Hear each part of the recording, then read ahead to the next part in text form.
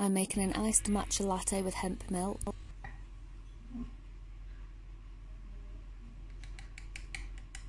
Measure half a teaspoon of matcha into a sieve.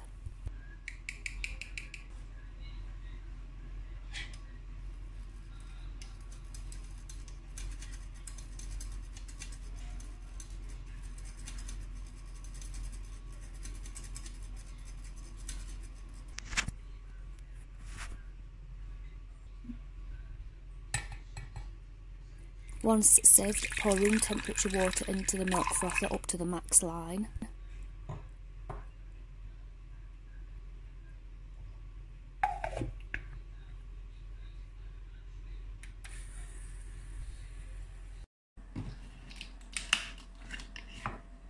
Place ice at the bottom of the glass.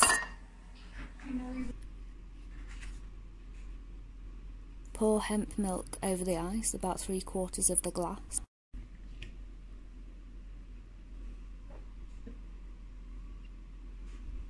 Now add the matcha tea.